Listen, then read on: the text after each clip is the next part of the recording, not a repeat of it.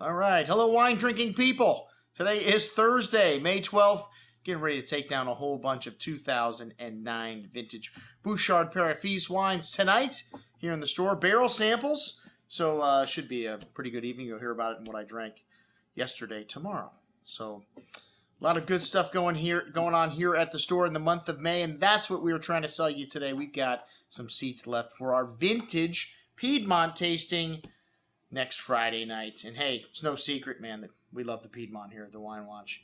I don't know, if you've just been following us for 2 weeks, you know that, because we've had like 5 Piedmont offers go out in the last couple weeks. A lot of great vintage stuff we're offering you, and the Piedmont has had this unprecedented string of outstanding vintages. It started in 1995. Well, really 96. I mean, I really like 95, but a lot of people think 96 is where it started. 96, a fantastic classic style vintage. These wines just starting to open up and drink, you know, at their plateau where they're going to drink, you know, at or near their peak for the next 10 or 20 years. 97, a vintage very highly regarded by the press, but a little bit more forward, a little bit more fruity, but great nonetheless. And 1998, kind of a combination between those two vintages. Got lovely forward fruit, but still has lovely structure. 1999, another classic vintage. These wines still somewhat young, still have some tannin.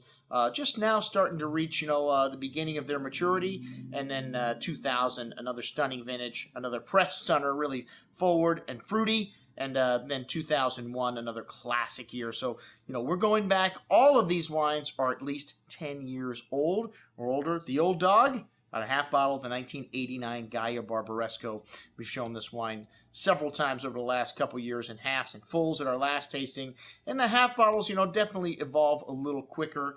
But, you know, Gaia always, you know, fantastic. His Barbaresco is what he's best known for. I think the rest of the wines that we're showing are going to be from Barolo.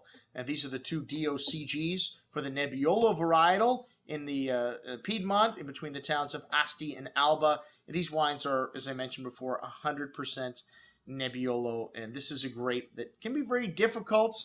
And that's why, you know, it's kind of unusual to have so many great vintages in a row here. And these wines, as I mentioned, just starting to hit their peak years of drinking from 1995 through 2001. We've got one older dog on here, the 1993, which was not a great vintage, but Epira Kiraboskis from the Kanubi Vineyard. This wine, one of the great wines of Barolo.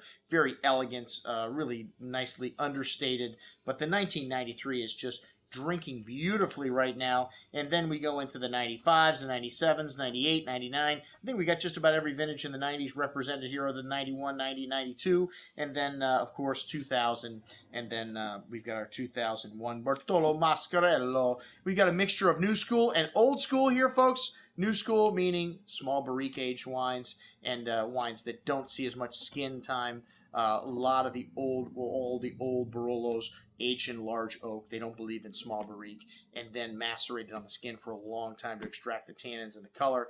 And you know, the new school, people mix it up, and you will be the judge tonight which wines are aging better, the new school or the old school. Tony has a phenomenal menu here planned for this evening. We've got duck breast with cherry Barolo reduction served on crispy Annie's potatoes. Are you kidding me? All for like $75 or $95, whatever it is. It's still cheap. All right, check it out today, the whole lineup from our vintage Barolo tasting. I'm your host, Andrew Lamposoni, signing off for the Wine Watch, saying remember, always drink the good stuff first.